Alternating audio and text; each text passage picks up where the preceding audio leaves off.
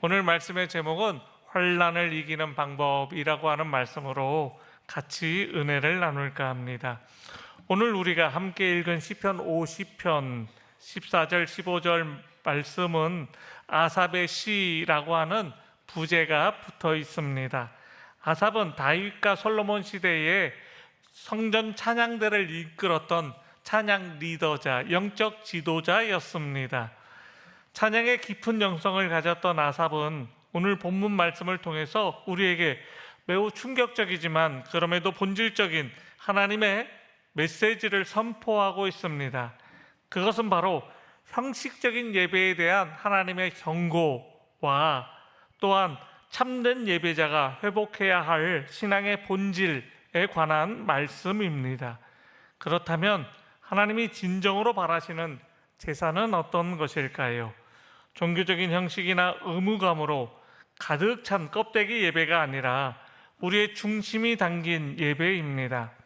오늘 본문 말씀은 위기 속에서도 하나님을 기쁘시게 하고 하나님의 구원을 경험할 수 있는 세 가지 핵심적인 신앙의 실천 사항, 세 가지 사항을 가르쳐 주고 있습니다. 이 말씀을 통해 우리의 예배가 회복되고 환난 속에서 건지시는 하나님의 능력을 경험하는 복된 시간이 되시기를 축원합니다. 첫 번째로 감사로 하나님께 제사를 드리라 라고 하는 말씀입니다. 하나님은 우리에게 14절에 감사로 하나님께 제사를 드리라 라고 하셨습니다.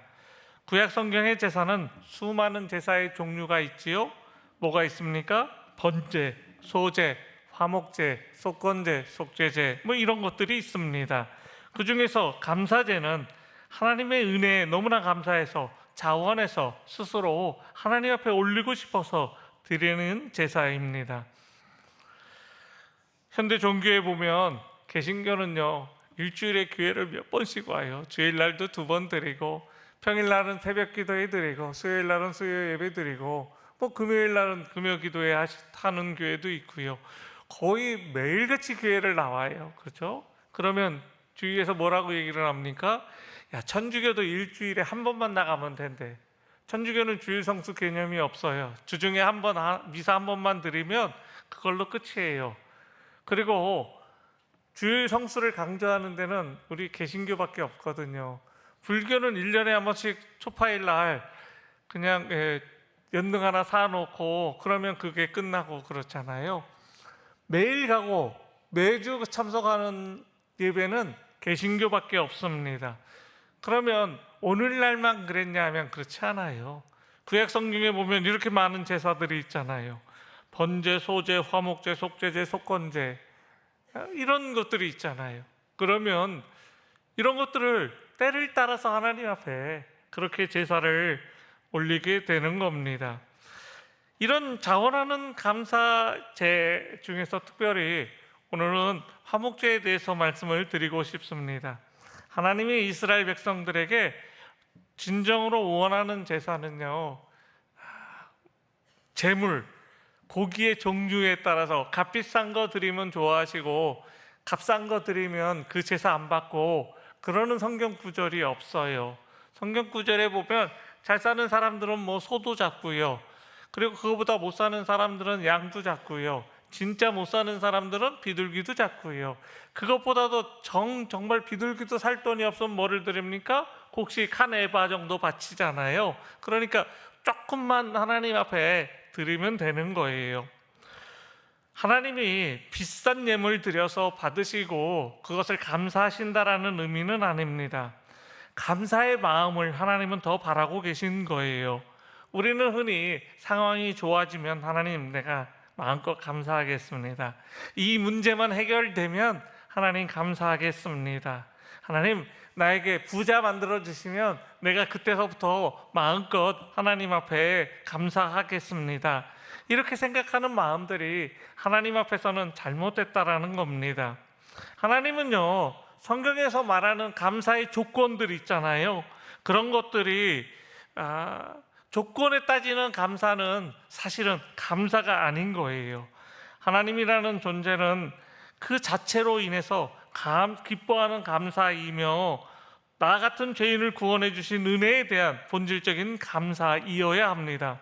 그러니까 감사는요, 뭘 많이 해서 하나님 앞에 하나님께서 좋아하시는 게 아니라 마음을 드리는 겁니다. 우리의 마음을 하나님은 다 알고 계시잖아요. 감사해야 되는데 감사하지 못하는 것도 문제지만, 힘들고 어렵다고 조건을 붙여서 하나님 앞에 감사하는 것도 하나님이 별로 바라고 원하는 감사는 아닙니다. 감사가 사라진 예배는요, 종교적인 노동에 불과합니다. 예배는 감사가 꼭 동반되어져야 됩니다. 감사가 빠진 봉사는 쉽게 지치고, 감사가 빠진 봉사는요, 원망을 쉽게 하게 됩니다. 이스라엘 백성들은 광야에서 하나님의 기적을 매일 체험하면서도 그들은 어떻게 했습니까? 원망과 불평이 쏟아져 내렸습니다. 그러다가 결국은 1세대들이 모두 그 광야에서 죽고 말았습니다. 불평은 영혼을 갉아먹는 독소입니다. 하지만 감사는 영혼을 살리는 최고의 선물입니다. 비록 환경이 어렵고 힘들지라도 먼저 감사로 예배의 문을 여시기를 바랍니다. 우리 신앙의 선배들은 감사는 기적을 낳는 마중물이다 라고 말씀해 주고 있어요. 여러분, 하나님 앞에 감사하시기 바랍니다. 기적을 낳는 마중물로 감사를 사용하시기를 축복합니다. 우리가 비록 지금은 눈물 흘리는 상황 속에 있어도 하나님의 선하심을 의뢰하면서 감사로 제사를 드릴 때 하나님은 그 예배를 가장 기쁘게 받아주십니다. 인상 쓰고 나오실 필요 없어요. 교회는 진짜로 웃으시면서 하나님 앞에 감사하시면서 기쁜 마음으로 그렇게 오시기 바랍니다. 인상 쓰면서 하나님 앞에 올리는 예배와 감사는요, 하나님이 좋아하시지를 않아요. 새로운 성도들이 와서 제일 먼저 보는 게 뭘까요? 이 교회는 우중충해, 그리고 너무 딱딱해, 너무 경직돼 있고 사람들이 다 인상 쓰고 있어, 이러면요 별로 등록하고 싶은 마음도 없을 거예요. 그런데 모든 사람이 감사함으로, 기쁨으로, 즐거움으로 웃으면서 그분들을 한번 대해 보세요. 이 교회는 밝네. 우리 교회는 밝은 교회이긴 해요. 다른 교회들보다 훨씬 더 밝아요. 제가 알아요. 근데 다는 아닌데 한두 분이 꼭 인상 쓰고 계세요. 그분들 때문에 사실은 상처받는 분들 계시거든요. 우리가 좀 속상한 일이 있어도 하나님이 웃게 만들어 주실 수 있으신 분이시잖아요. 그 하나님 앞에 맡기고 감사함으로 한번 예배 드려보시기 바랍니다. 여러분들의 인생 가운데 웃을 일이 많아지실 것입니다. 그리고 매일의 삶 속에서 원망보다는 하나님은 감사하길 원하시잖아요. 원망 같은 거 이제 좀 마음에서 내려놓으시고 하나님 앞에 기쁨으로, 즐거움으로 감사하는 참된 예배를 드리시는 우리 사랑하는 성도님들이 되시기를 예수님의 이름으로 축복합니다. 두 번째로, 지존하신 이에게 내 소원을 갚으라 라고 하는 말씀입니다. 14절 말씀을 볼까요? 하나님은 우리에게 지존하신 이에게 내 소원을 갚으며 라고 말씀하십니다. 여기서 서원이라고 하는 말은요, 하나님과의 약속이잖아요. 약속이나 다짐, 내가 하나님 이번에는 꼭 이렇게 할 거예요, 이렇게 다짐했던 것들, 이런 것들이 다 서원이에요. 우리 사랑하는 성도님들은 기억하실런지 못하실런지 모르겠는데요, 성도들은 다 하나님 앞에 서원을 했어요. 나는 안 했다고 생각하시는 분들 잘 들어보세요.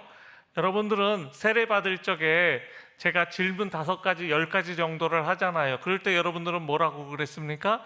네 라고 대답하셨어요. 그때 줄성서 하시겠습니까? 11조 하시겠습니까? 신앙의 본을 보여주시겠습니까? 이런 것들 얘기했어요. 다 약속했어요. 하나님 앞에 약속 안 했다고 생각하는데 그렇지 않습니다. 임직식을 할 적에 특별히 권사님들이나 장로님들이나 안수집사님들은요, 꼭 몇 가지를 물어봐요. 그 중에 뭐가 있습니까? 하나님과 다 약속하는 것들이에요. 주일을 성수하시겠습니까? 이런 것들이잖아요. 11조를 온전히 하나님 앞에 바치시겠습니까? 하나님의 성결교회 헌법대로 말씀에 순종하시면서 당회의 지도를 잘 따르겠습니까? 받으시겠습니까? 이런 약속들을 우리들은 이미 다 하고 하나님 앞에 서원을 한 거예요. 그러면 나는 몰랐습니다, 모른다라고 얘기하시면 안 돼요. 그 서원은 꼭 지키셔야 됩니다. 우리는 보통 인생의 큰 위기를 만나거나 간절한 기도의 제목이 있을 때 하나님 앞에 서원 기도를 드립니다. 이런 기도예요. 하나님, 이번 한 번만 이 문제를 해결해 주시면 내가 주를 위해 이렇게 살겠습니다 라고 그렇게 우리가 기도하잖아요. 또 이 질병을 고쳐주시면 하나님의 영광을 위해서 이렇게 헌신하겠습니다, 이렇게도 기도하잖아요. 그런데 문제는 많은 신앙인들이 위기 속에서는 간절히 서원했다가 막상 문제가 해결되면 어떻게 합니까? 평안해지면 그 약속을 너무나 쉽게 잊어버립니다. 화장실 들어갈 때랑 나올 때 마음이 바뀌는 것처럼 하나님의 은혜로 구원받은 후에는 언제 그랬냐는 듯 옛적의 삶으로 돌아가 버리는 사람들이 많이 있습니다. 하나님은 우리가 위기 때 던진 감정적인 약속조차도 기억하시는 분이십니다. 하나님은 우리가 기억하지 못하는 거 다 기억하고 계세요. 그냥 하나님 앞에 아무 생각 없이 약속한 것도 하나님은 그 약속을 기다리고 계시는 분이십니다. 제가 예전에 미국에서 목회할 적에 렌트하는 교회, 그러니까 월세를 내고 처음에 개척할 적에 이럴 적에 돈을 주고 빌리잖아요, 교회를. 그래야지 개척을 해서 한인교회를 만들잖아요. 미국 교회를 주로 빌리거든요. 그게 너무 싫은 거예요. 교회를 꼭 장만하고 싶고 짓고 싶은 거예요. 그래서 어디 갈 때마다 저 건물은 교회에 쓰면 좋겠다. 직업병 중에 하나예요. 목사들은 건물이 좋은 게 있으면 저 건물은 교회에 쓰면 진짜 딱이다. 사거리에 좋은 건물들이 있으면 저거 내가 샀으면 진짜 좋겠다, 하나님 앞에. 그렇게 하고 예배 시간마다 가정 예배를 드릴 때마다 그런 마음을 비췄더니 우리 아들이 어느 날 아빠, 내가 교회 하나 지어줄게. 어렸을 때예요. 아무것도 모를 때예요. 그런데 제가 그랬어요. 아들아, 이게 몇 천만 원 가지고 되는 게 아니고 최소한 10억은 있어야지 조그만 교회라도 지을 수 있는데 그 금액이 엄청 큰 거라서 네가 아빠한테는 약속해도 하나님께는 함부로 약속하면 안 된다 그랬더니 아니래요. 자기 할 수 있대요. 그러면 너 이거 지금 하나님 앞에 약속하는 건데 평생 너 교회를 져야 된다? 그 약속 너 할 수 있어? 할 수 있대요. 옳거니 잘 됐다. 하나님 앞에 약속을 한 거예요. 그래서 제가 얘기할 때마다 너 그때 약속한 거 잊으면 안 된다, 잊으면 안 된다. 생각 잊어버릴 때쯤 돼가지고 맨날 그 얘기를 해줬어요. 그리고 미국에서 진짜로 교회를 짓게 됐잖아요. 근데 그 어간에 대학교 4학년이라서 자기가 페이스북에 합격을 해서 계약금이 10만 불을 받게 된 거예요. 너 옛날에 한 기억 나지? 10만 불 가까이는 안 되지만 첫 열매라고 있어. 첫 열매. 첫 열매는 하나님 앞에 온전히 다 바치는 거야. 그거 첫 열매로 하나님 앞에 바쳤으면 좋겠어. 그랬더니 내가 왜? 첫 열매가 뭔데? 일평생 자기는 첫 열매라고 들어본 적이 없대요. 아빠 밑에서 목사님 아빠 밑에서 태어나서 자라면서 첫 열매라고, 그래? 아빠가 안 가르쳐줬어? 그럼 내가 오늘 첫 열매랑 11조를 가르쳐주마. 그날 처음으로 대학교 4학년이 돼서 11조랑 첫 열매를 가르쳐줬어요. 이게 내가 번 돈인데, 내 돈인데 이걸 왜 하나님 앞에 11조만 내면 됐지 다 바치냐는 거예요. 그래서 성경의 첫 열매에 대해서 아주 자세히 설명을 해줬어요. 그랬더니 그러면 하나님 앞에 바치겠다는 거예요. 그러면 그게 10억이 돼요, 안 돼요? 안 되잖아요. 물론 그것 때문에 미국의 교회를 아름답게 건축할 수 있었어요. 한국에서 또 교회를 건축하잖아요. 그래서 제가 또 우리 아들한테 얘기했어요. 너 옛날에 한 약속 기억하지? 10억 되려면 아직도 멀었어. 너 10억 맞춰줘야 돼. 하나님 앞에 10억 이상은 되는데 10억 이하는 안 돼. 그래서요, 매년 우리 아들이, 여러분들에게 말씀은 못 드리지만 정말로 많은 돈들을요 우리 교회도 헌금하고 있어요. 매년 정말로 몇 천만 원씩 헌금하고 있어요. 그거 10억 되려면 아직도 멀었어요. 나 은퇴할 때까지도 멀었어. 그러면 은퇴할 때까지도 제가 내게 할 거예요. 그게 뭐냐면 서원이에요. 하나님 앞에 약속을 지키는 거예요. 어렸을 때 나 몰랐을 때 약속한 겁니다. 그래서 그거는 약속 아닙니다. 그렇게 생각하면 안 돼요. 그거 하나님 앞에 약속한 거니까 지켜야지요. 뭐 한 번에 10억을 내려고 생각하면 안 되고요. 조금씩 하나님 앞에 바쳐야지요. 그렇게 바쳐서 하나님 앞에 온전히, 그래서 하나님이 기뻐하시는 소원을 갚으라라고 했잖아요. 전도서 5장 4절 말씀을 한번 볼까요? 성경에 대해서 서원은요 단호하게, 성경은 서원에 대해서 단호하게 말씀하고 있습니다. 우리 다 같이 읽겠습니다. 내가 하나님께 서원하였거든 갚기를 더디게 하지 말라. 하나님은 우매한 자들을 기뻐하지 아니하시나니 서원한 것을 갚으라. 서원한 것을 갚기를 더디하지 말래요. 조금씩이라도 지금 갚아야 된다는 거예요. 서원을 갚지 않는 자들, 서원한 것을 행하지 않는 자들을 우매한 자라고 표현하고 있어요.